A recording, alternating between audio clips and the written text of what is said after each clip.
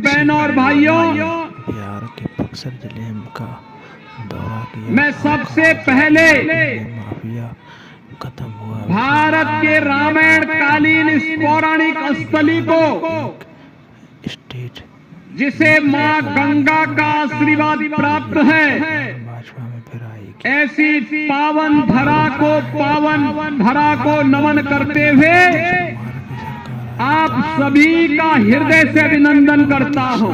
और माफिया भी बहुत, बहनों और भाइयों, माफिया को मिट्टी में मिला देंगे बीजेपी सरकार। बक्सर बीजेपी सरकार यूपी का याद करिए, बक्सर जिले में जिस पावन धरा पर भारत के त्रिकालदर्शी ऋषि महर्षि विश्वामित्र ने एक संकल्प लिया था, एक संकल्प, और वह संकल्प था बहनों और भाइयों, जिसके बारे में महाकवि तुलसीदास जी ने कहा है कि गादि तनय मन चिंता व्यापी, हर बिनु मरहि न निश्चर पापी।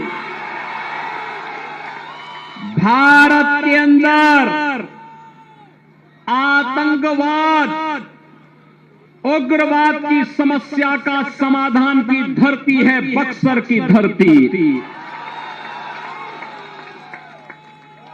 त्रेता युग में महर्षि विश्वामित्र ने यही संकल्प लिया था और यज्ञ की रक्षा के बहाने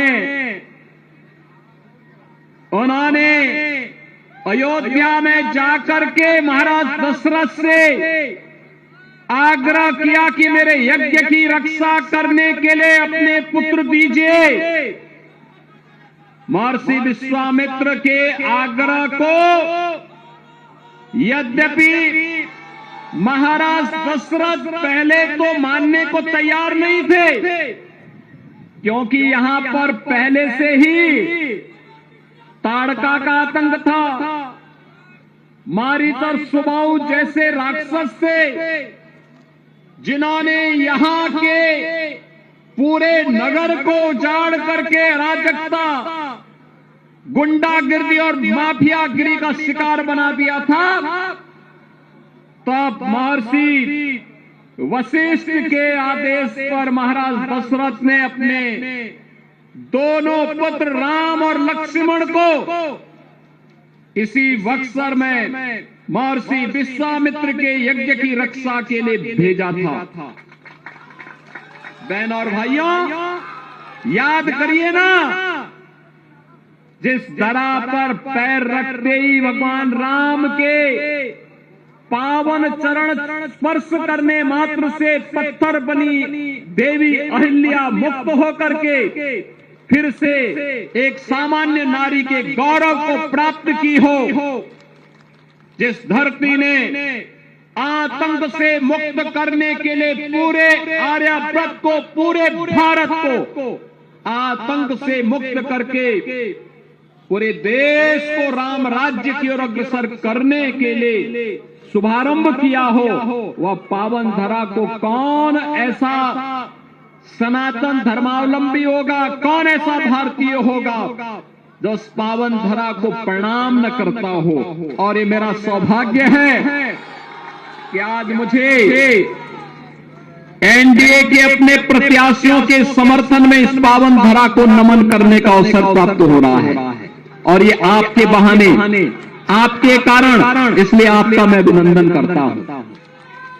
बहनों और भाइयों, मैंने देखा, मैं 30 वर्ष पहले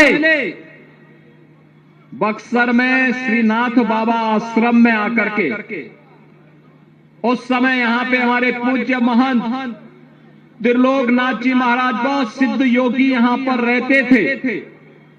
उनके सानिध्य में हुए एक धार्मिक कार्यक्रम में आकर के नौनाथ 84 सिद्धों के मंदिर के उद्घाटन कार्यक्रम में मैं 30 वर्ष पहले आया था।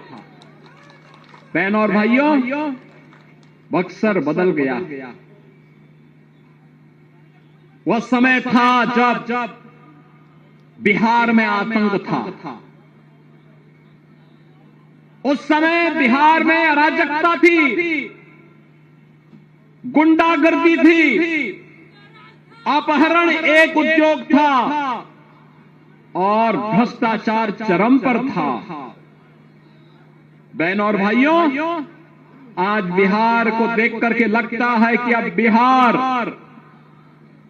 अपनी पुरानी उन स्मृतियों को पूरी तरह समाप्त करके एक नए भारत का नया बिहार बन चुका है, जो प्रधानमंत्री मोदी जी के विकसित भारत के संकल्प के साथ जुड़ने के लिए प्रभावी ढंग से आगे बढ़ रहा है।